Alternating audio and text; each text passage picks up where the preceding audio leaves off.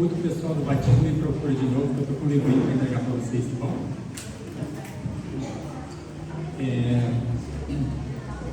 Há um tempo atrás eu li um livro, eu gosto muito desse autor, John Stott, A Cruz de Cristo. E essa semana eu vou falar sobre a Cruz de Cristo. Eu dei uma relida em algumas passagens. E é interessante assim a gente falar de cruz, porque a cruz é o centro da nossa fé. Você já pensou sobre isso? Nós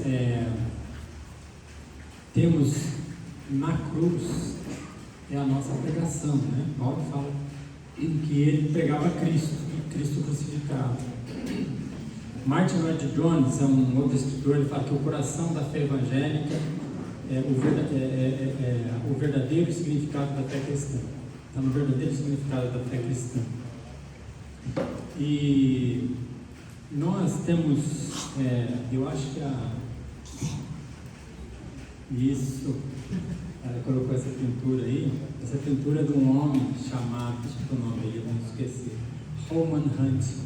Ele viu que a igreja estava se esfriando em um momento e ele quis pintar um quadro que representasse, né, Jesus quando na carpintaria, mas ele já fez um anúncio, né, de Jesus na carpintaria, como você pega, abre no Google aí, né, e vê direitinho assim, vai ser várias imagens, mas você percebe que Jesus está ali na época, da forma contemplativa, mas a soma de Jesus se apresenta como se fosse crucificação.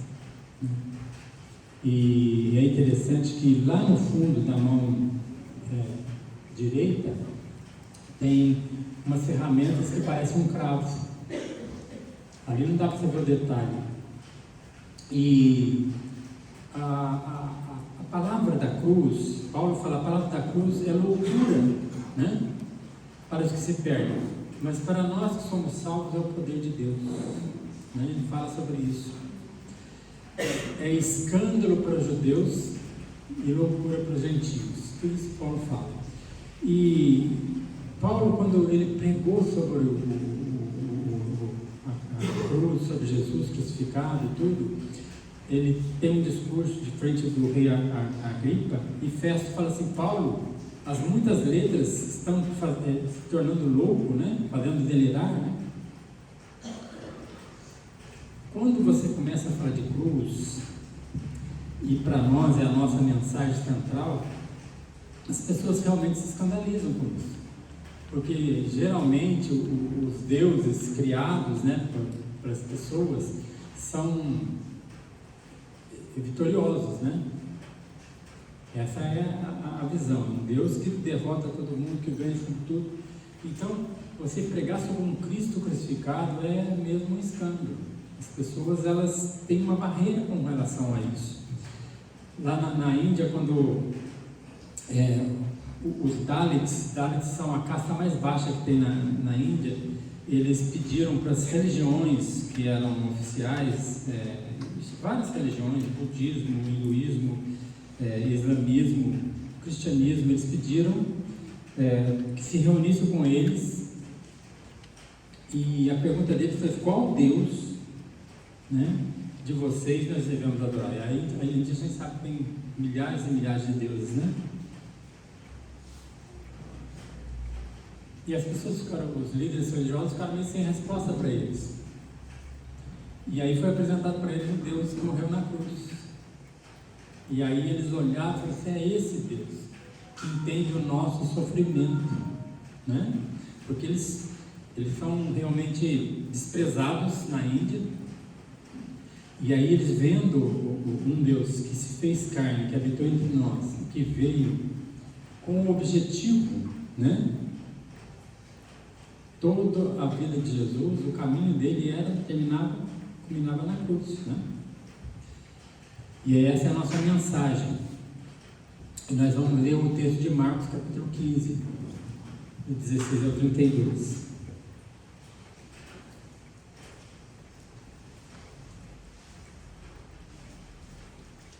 e fala sobre a crucificação de Jesus e tudo que estava no entorno dessa crucificação.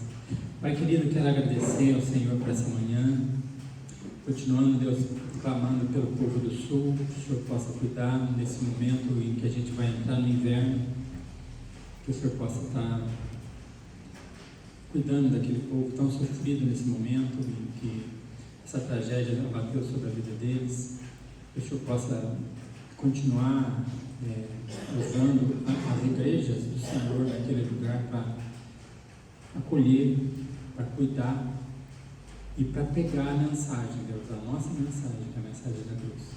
Porque o Evangelho é o poder de Deus para a salvação de todo aquele que crê.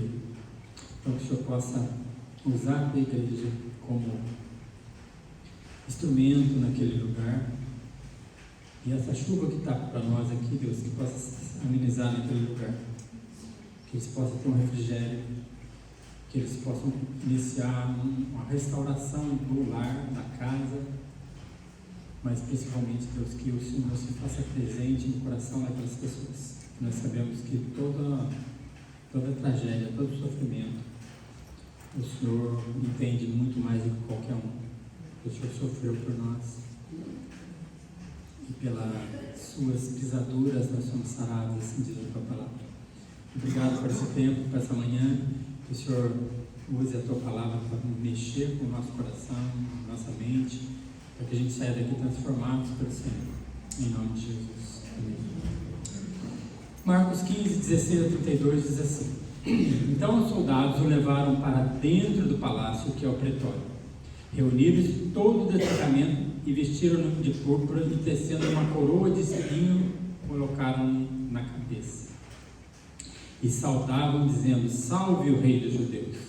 Davam-lhe na cabeça com um caniço, cuspiam nele, pondo-se de joelhos, o adoravam.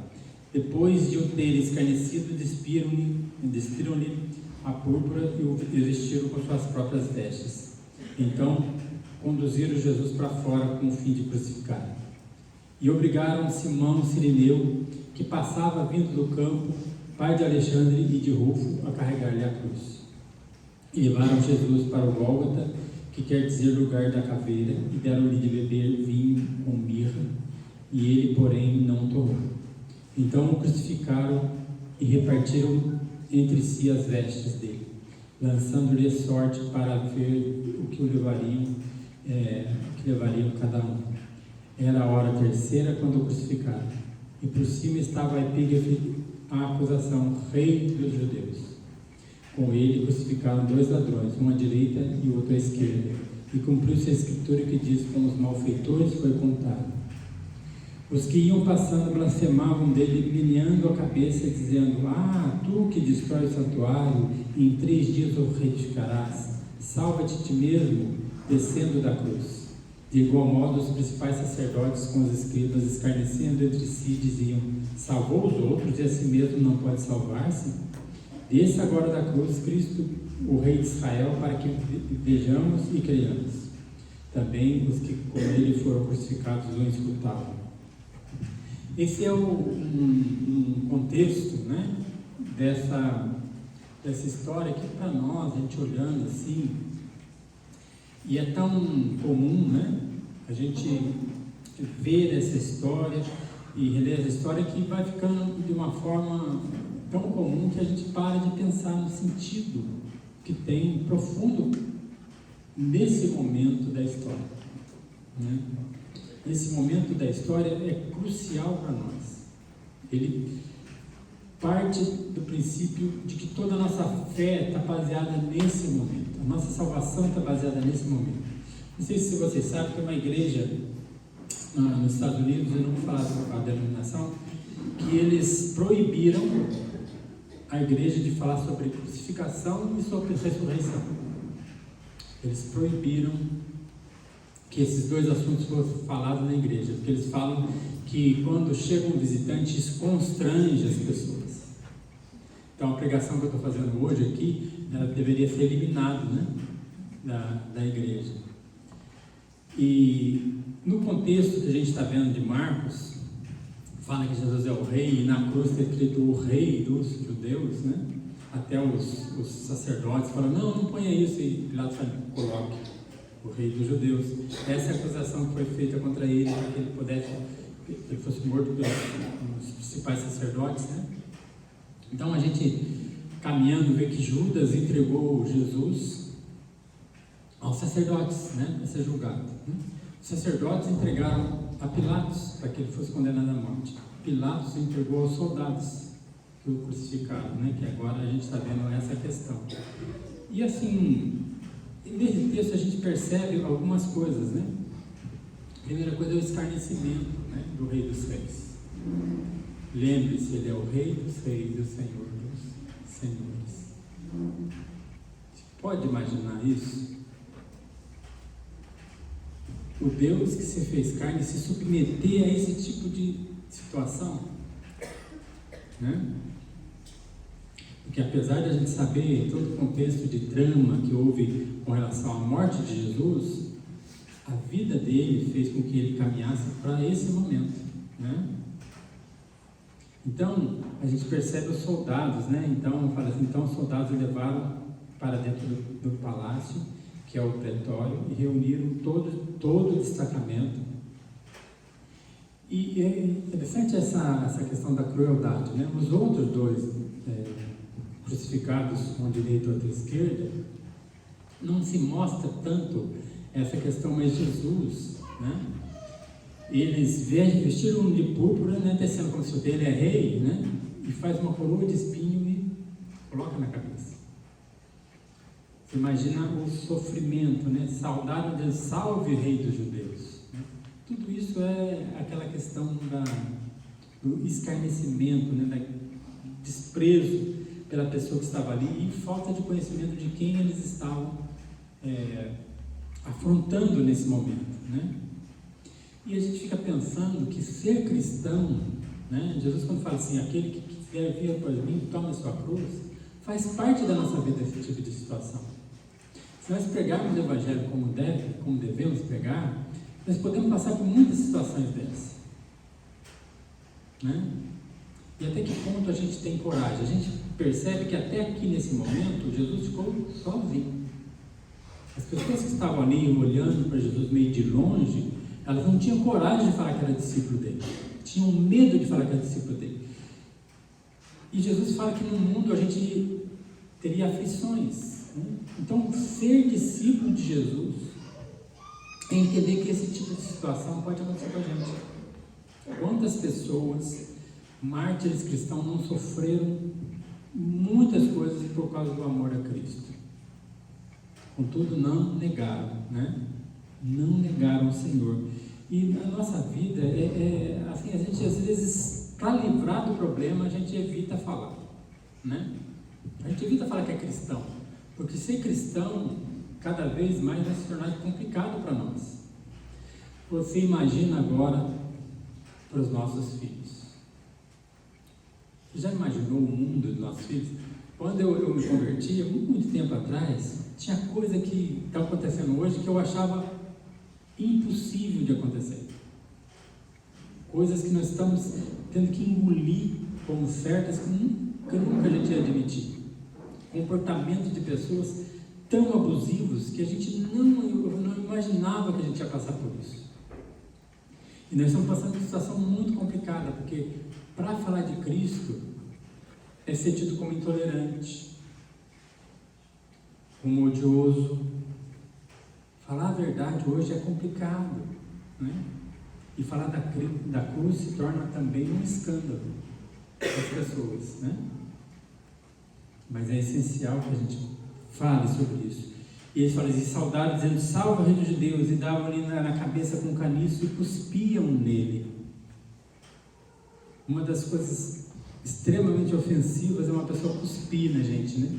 Esse tempo atrás, um jogador de futebol cuspiu no juiz. Isso foi um escândalo grande, né?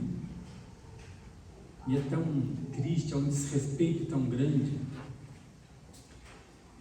Agora, para nós que somos pecadores, ser cuspido é ruim, imagina Jesus.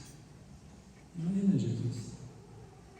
Imagina o nosso Rei, o nosso Deus, se humilhando nesse momento extremo, por amor a cada um de nós. Ele se sujeitou a esse tipo de afronta, porque ele sabia o propósito daquilo que ele tinha que fazer. Ele tinha que fazer isso.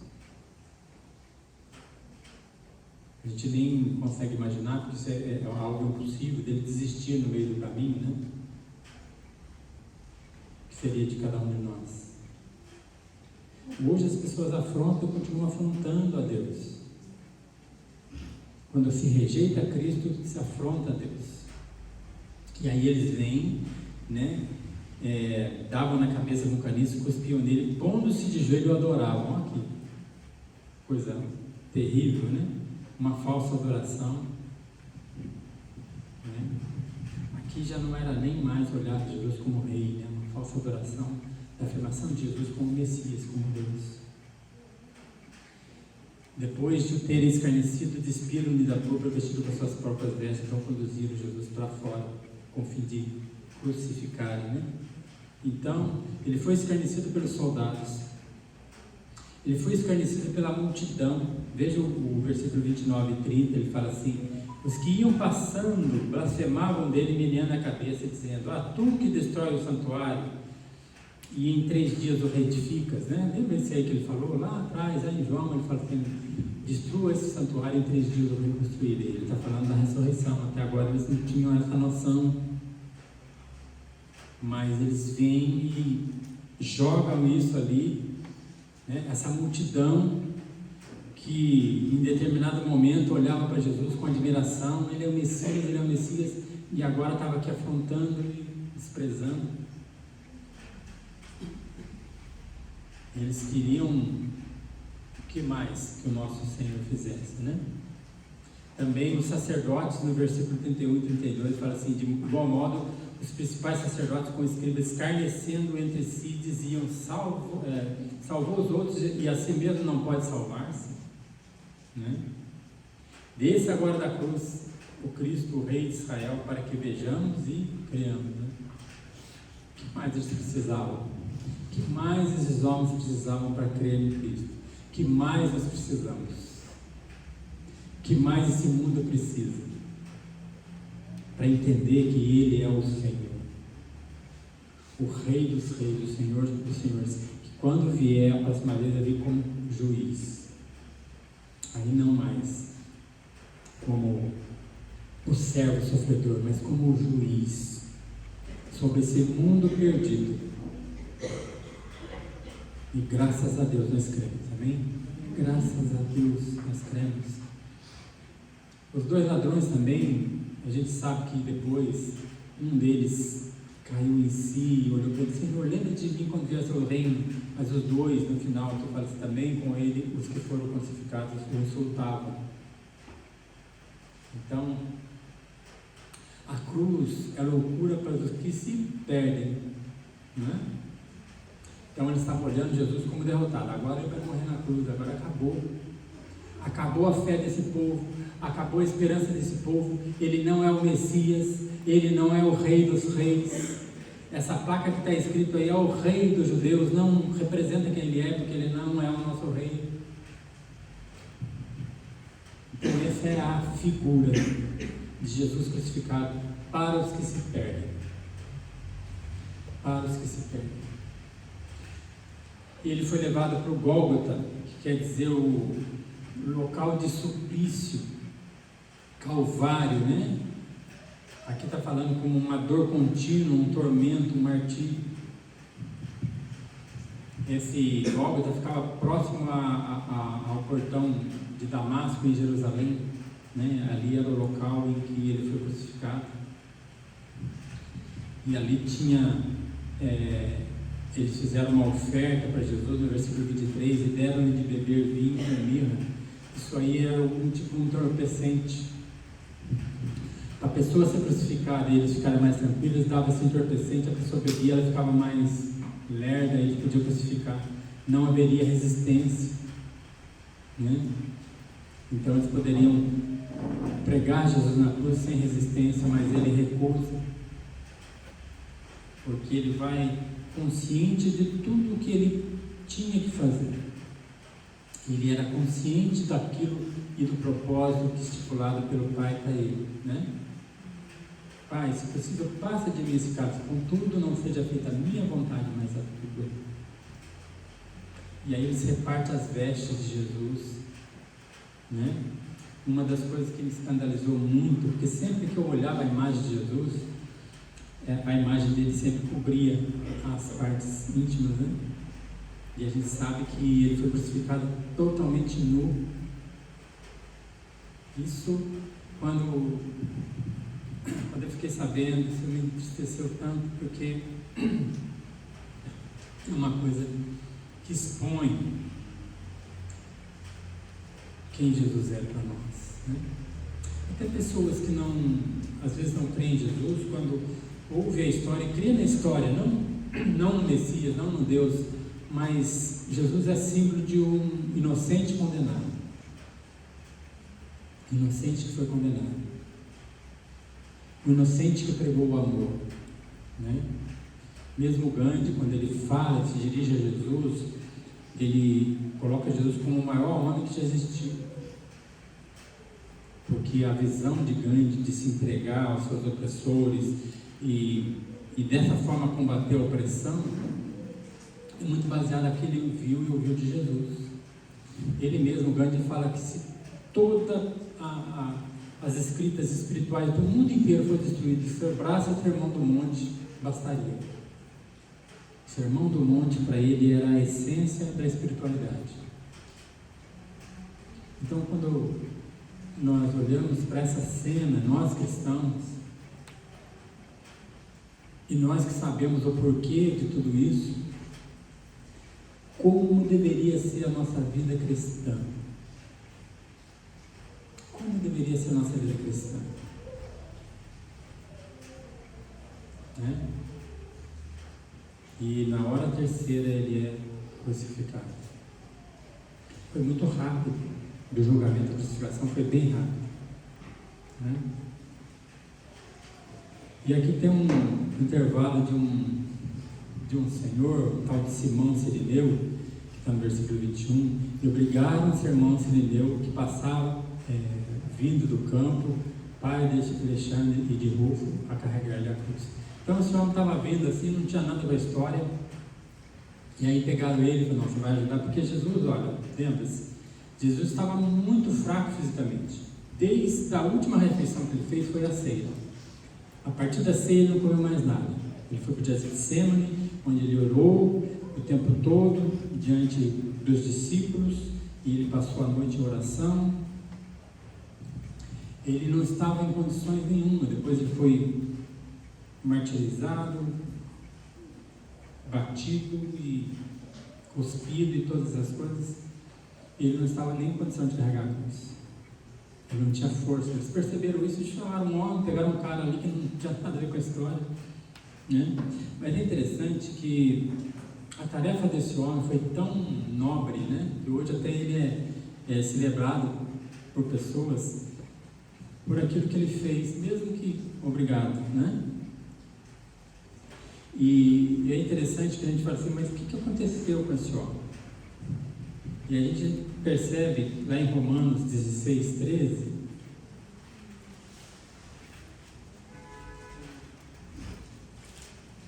Romanos 16, 13, e as pessoas historicamente consideram ele como o filho de Simão, né? Fala assim: saudai a Rufo, eleito do Senhor, e igualmente sua mãe, que também tem sido uma mãe para mim. Paulo está falando sobre isso. Ele coloca esse Rufo, que a história mostra que é filho de Simão Cirineu, né? E também é interessante que em Atos fala que em Cirene tinha uma igreja. Foi fundada uma igreja. As pessoas linkam essa igreja a esse homem, né? E Atos também 13, uma primeira igreja missionária de Antioquia que enviou missionários, fala ali sobre Simão, e eles consideram não o Níger que fala, não o negro, eles consideram ele como esse Simão. Então, a gente percebe que esse gesto desse homem, né, é visto por Deus. E a gente pensa também, que Jesus fala assim, aquele que vê a cruz, que carrega a sua cruz, né? E nós temos que pensar sobre a nossa vida cristã, se nós estamos submetidos à vontade de Deus e as consequências de seguir a Cristo, como que afeta a minha vida. Como que a consequência de seguir a Cristo tem afetado a minha vida? E aí vem a pergunta, por que Cristo morreu, né? Tem um outro escritor, Otávio Winslow, ele fala o seguinte: quem entregou Jesus para morrer? Ele faz uma pergunta. Aí ele fala, não foi Judas por dinheiro, não foram os sacerdotes por inveja, apesar de ter sido, tá? Não foi Pilatos por temor, não foram os soldados por obediência, mas foi o Pai por amor. O Pai entregou Jesus por amor. Romanos fala, Deus demonstra seu amor por nós, tendo Cristo morrido por nós, sendo nós ainda pecadores. Já pensou?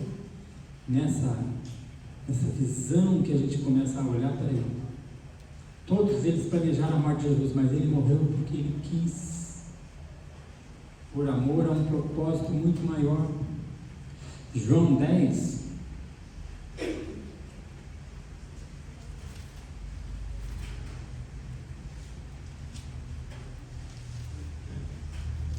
João 10, versículo 11.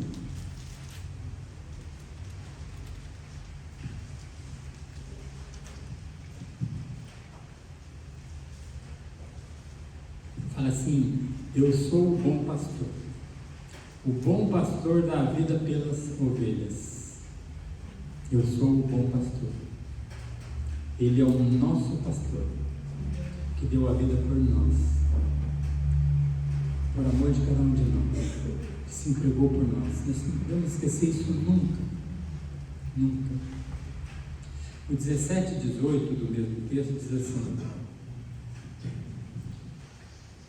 ele fala assim no 17, por isso o Pai me ama, porque eu dou a minha vida para reassumir. Ninguém a tira de mim, pelo contrário, eu espontaneamente a dou. Tenho autoridade para entregar e também para reaver. Este é o mandado que recebi de meu Pai. Olha que autoridade aqui, né? E aí a gente começa a olhar, não o derrotado na cruz, mas o vitorioso sobre a morte. O Cristo vitorioso. É isso que as pessoas não conseguem entender. Se você para na cruz, você não entende o propósito maior. A cruz era necessária, o justo pelos injustos, que somos nós. E ele fala, ninguém a tira de mim, a minha vida ninguém a tira de mim, pelo contrário, eu espontaneamente a dou. Decisão de Cristo. E tenho autoridade para entregar e também para reavê-la, né? E esse é o mandado que recebi de meu Pai. Todos esses textos aqui, que eram obscuros para os discípulos, eles passaram a entendê-lo lá na frente. Lá na frente que eles começaram a entender. E Jesus morreu pelos nossos pecados. 1 Coríntios 15.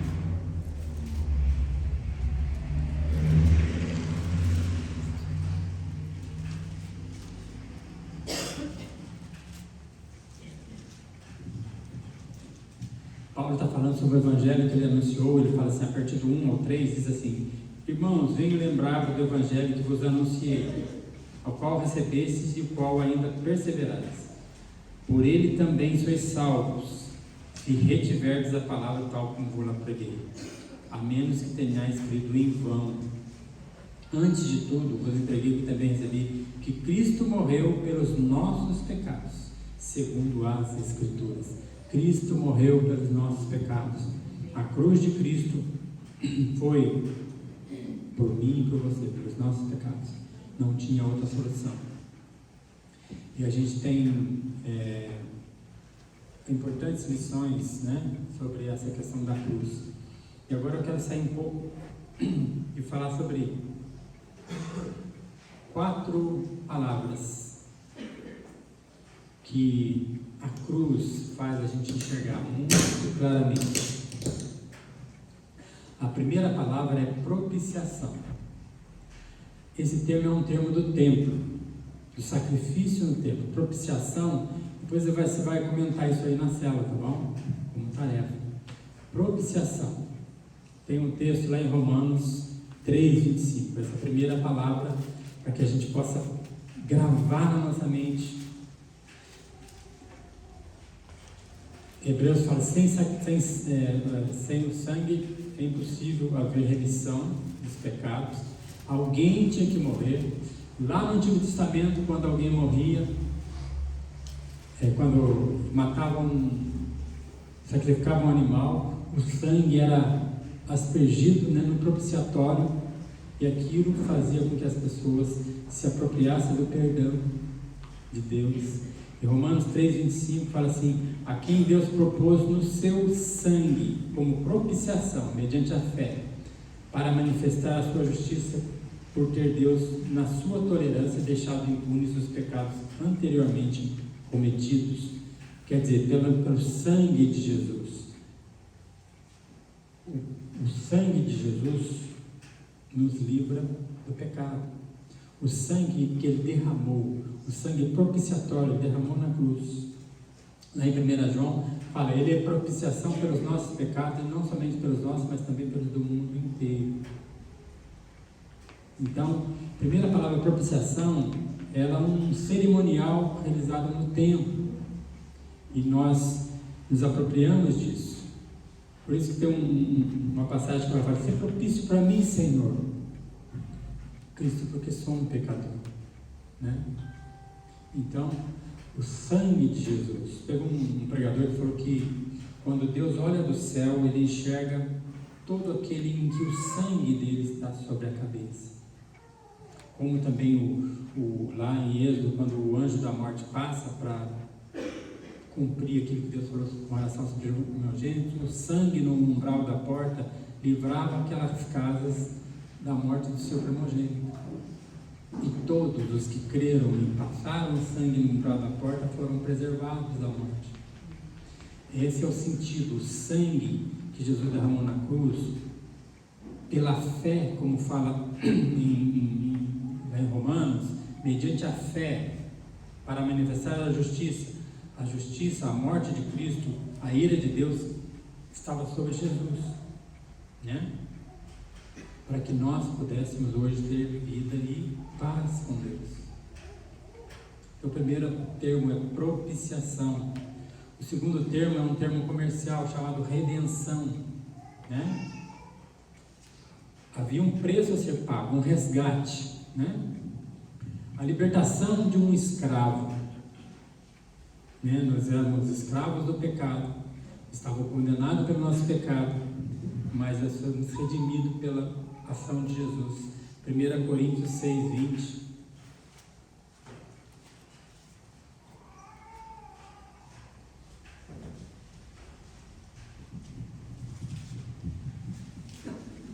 Fala assim, porque vocês foram comprados por preço. Agora, pois, glorificai a Deus no vosso corpo. Nós fomos comprados. Eu sei que foi pago um alto preço, para que por ti nós fôssemos feitos um, meu irmão, Para aquela canção. Então, redenção é um termo comercial, de compra. Nós fomos comprados, nós fomos resgatados por Jesus. Ele pagou o preço que nós tínhamos que pagar de morte, O terceiro termo que a gente vê na cruz é justificação. É um termo ligado a um tribunal, a um julgamento, Essa questão do julgamento, todo ser humano, sem Cristo, será julgado para condenação, Não são justificados, mas são condenados. Romanos 5:18, voltando àquele texto de Romanos, tem uma outra passagem ali.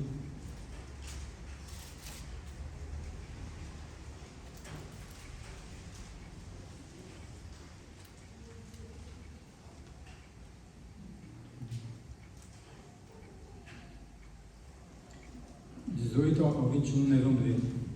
Pois assim como por uma só ofensa veio o juízo sobre todos os homens para condenação, está falando do pecado de Adão, tá? Adão pecou, o pecado veio sobre todo o descendente de Adão, e nós descendemos de Adão. Então, por uma ofensa veio o juízo sobre todos os homens para condenação, assim também por um só ato de justiça veio a graça sobre todos os homens, para a justificação que dá a vida. Porque como pela desobediência de um só homem, Adão, muitos se tornaram pecadores, assim também como por meio da obediência de um só, Jesus, muitos se tornarão justos. Né? Então, nós somos justificados por Cristo. Hoje nós somos livres de uma condenação de julgamento, porque Jesus nos justificou. Ele é o advogado, né? Junto ao Pai, Jesus Cristo justo, que intercede por nós e fala em nosso favor: esse me pertence. Amém. E nós não somos condenados mais. Amém? Amém. O Romanos 3,26 também ele completa assim: tendo em vista a manifestação da sua justiça no tempo presente, para que ele mesmo seja justo e justificador daquele que tem fé em Jesus. Pela fé, eu creio no sacrifício da cruz, eu creio no que Jesus fez na cruz por nós. Então, a primeira palavra é propiciação, a segunda redenção, a terceira justificação e a quarta reconciliação. Isso faz parte de um relacionamento familiar. Nós somos reconciliados com Deus pelo que Jesus fez e nos reconciliamos como irmãos. Né? Não tinha como. Os nossos pecados fazem separação entre nós e o nosso Deus. Isaías fala sobre isso. Mas por Cristo nós somos reconciliados. Nós temos hoje um relacionamento. Nós podemos chamar Deus de Pai. Por isso que Jesus fala para os discípulos: ensina-nos a orar, Pai nosso que estás no céu. O judeu não chamava Deus de Pai porque ele não podia ter intimidade com Deus. A religião islâmica não tem esse Alá e Alá, não tem essa questão de chamar de Pai. Esse relacionamento íntimo com Deus nós só conseguimos através de Cristo. Por isso nós podemos orar com tranquilidade, que Ele está nos ouvindo. O véu se rasgou e nós hoje temos livre acesso ao Senhor. Né? Então essa reconciliação está lá no 2 Coríntios, que é um texto que eu mais gosto sobre isso. Tem outros textos também, tá? Tem vários textos que você pode pegar. 2 Coríntios 5.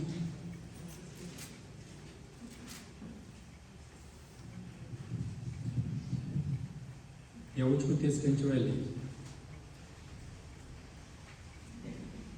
A partir do 18, tá? 18 ao 21. Ora, tudo provém de Deus, que nos reconciliou consigo mesmo por meio de Cristo. Nós estávamos separados de Deus, mas Deus, através de Cristo, nos reconciliou, né? E nos deu o ministério da reconciliação. Olha que coisa maravilhosa. Quando a gente tem acesso a Deus, nós temos um ministério dado por Deus da reconciliação. Nós podemos chegar para as pessoas: ó, você está longe de Deus, você não conhece a Deus, e apresenta o Evangelho. Esse é o ministério da reconciliação. A saber que Deus estava em Cristo reconciliando consigo mesmo o mundo, não imputando aos homens as suas transgressões, e nos confiou a palavra da reconciliação, não por obras, mas por fé. Sempre lembra disso, não por obras. Nós não somos reconciliados pelo que nós fazemos, nós somos reconciliados pelo que Cristo fez. Quando nós cremos nele, nós somos reconciliados com o Pai. Nós temos Deus como nosso Pai, nós fazemos parte de uma família. Todos nós somos filhos de Deus por Cristo Jesus, nosso Senhor, né?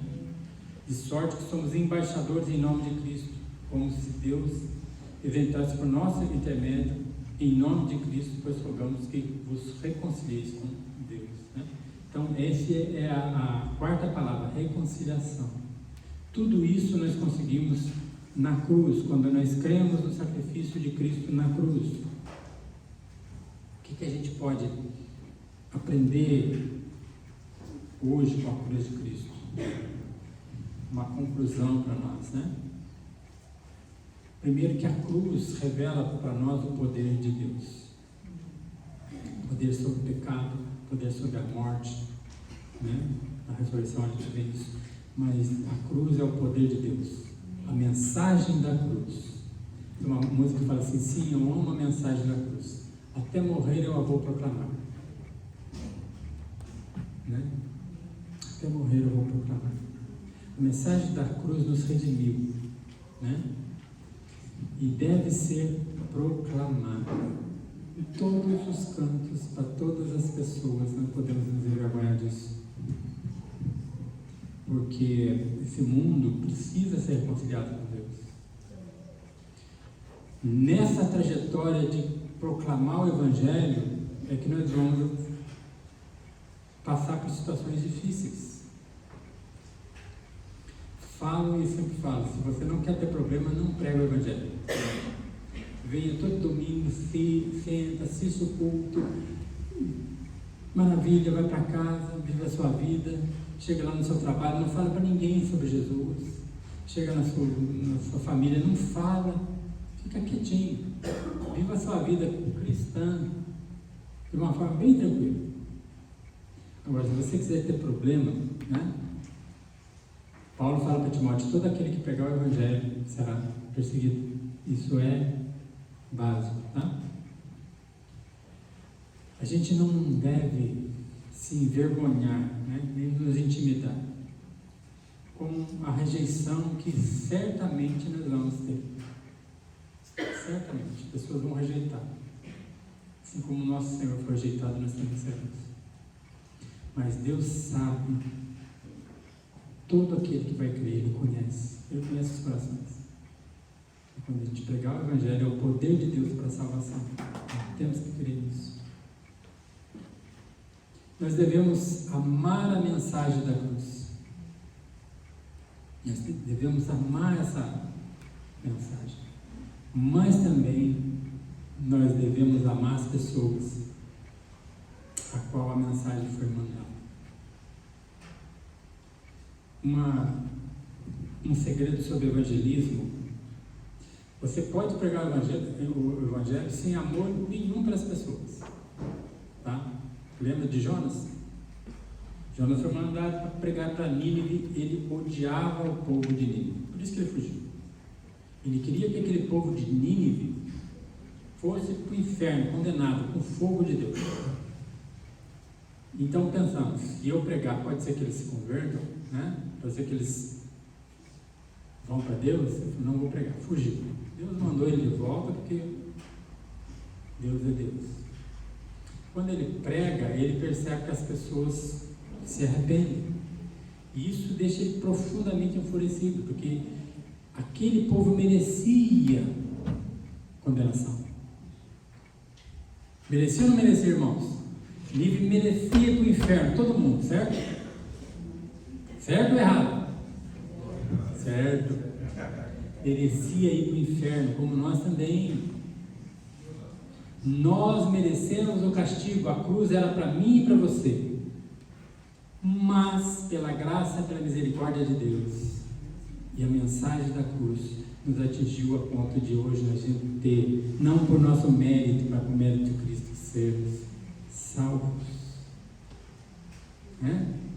E a lição final de Jonas, que eu acho muito interessante, que Deus coloca uma planta, ele está ele está num sol danado, e uma planta vem, uma sombrinha, ele deita debaixo daquela planta, aquela sombra, e ele está triste, ele está irritado, ele não sabe porque Deus fez aquilo. Aí Deus manda um verme que destrói aquela planta, e aí ele fala: Senhor, ele fica com raiva, porque aquela planta secou e ele ficou no sol de novo.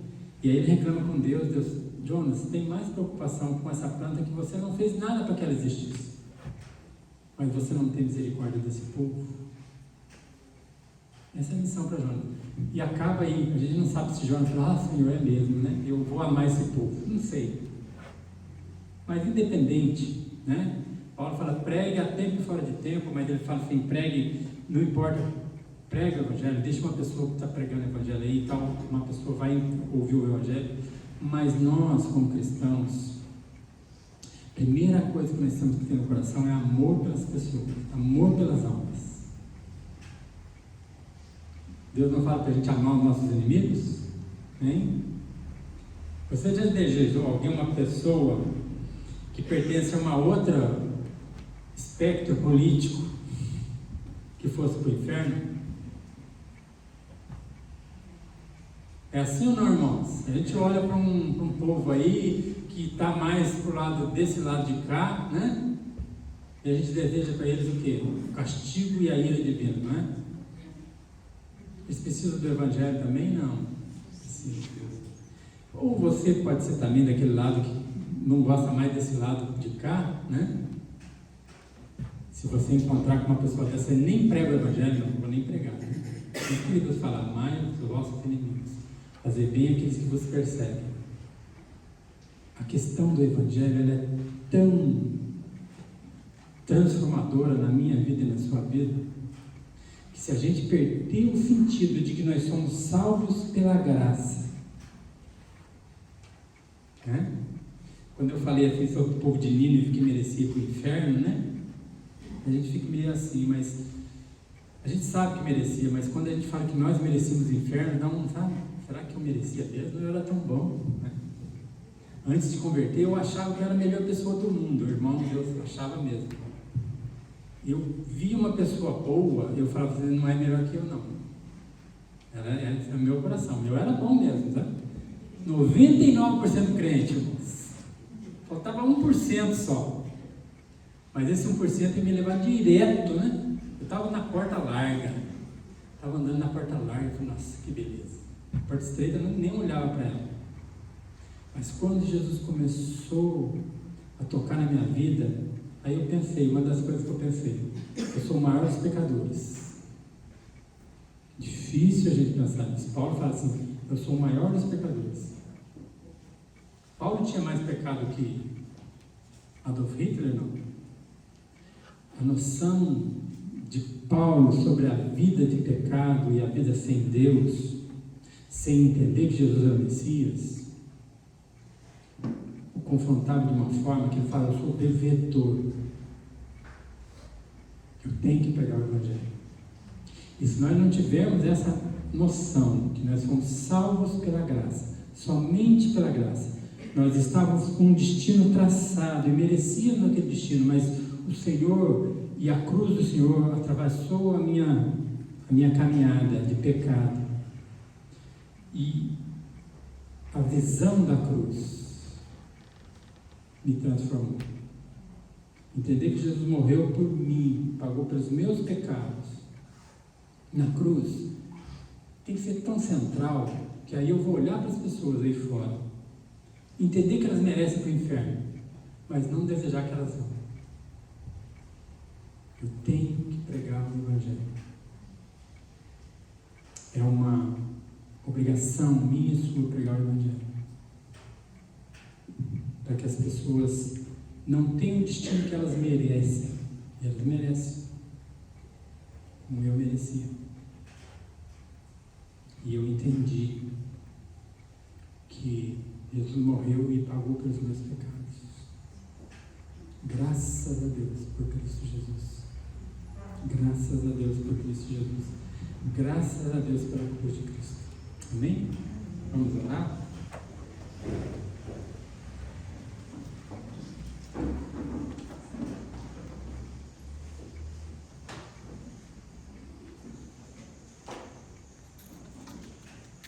Vamos orar. Eu não sei que música vai ser tocada no final. O que também não sabe nada, né? Mas vamos lá. Pai, tanto eu quero agradecer ao Senhor, porque o Senhor nos amou e se entregou na cruz, sabendo que nós continuávamos pecadores.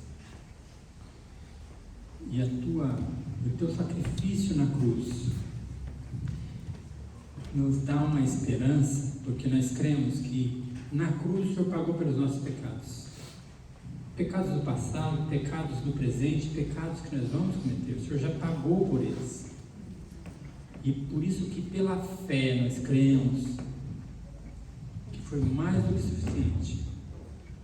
Não só para mim, Senhor, mas para essa igreja, mas para todos Todos os que creem podem ter a certeza que o sacrifício do Senhor foi mais que o suficiente para que a gente pudesse ter paz com Deus, ser reconciliados.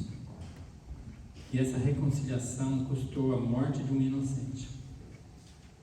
Porque Deus amou o mundo de tal maneira que deu seu Filho, seu único Filho, para que todo aquele que nele crê não morra, não pereça, mas tenha vida eterna. Amém.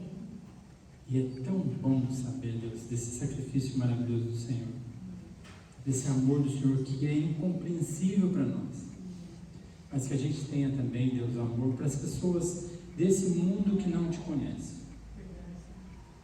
desse mundo que vive uma vida longe, que escarnece, que debocha, que cospe na cruz. E nós sabemos que o seu sacrifício é suficiente para salvar essas pessoas também. Mas não por mérito, mas por graça. E que o Senhor nos use, que o Senhor nos coloque no coração um amor pelo perdido. E que a gente tenha, Deus, a intrepidez de pregar o teu evangelho. E de viver conforme que a nossa vida honre ao Senhor. Que a gente possa também, Deus, falar como Paulo falou, não mais eu vivo, mas Cristo vive em mim. Para que o teu nome seja exaltado, para que mais pessoas possam ser salvas, para que a glória do Senhor seja, e o Senhor seja exaltado. Em nome de Jesus. Amém.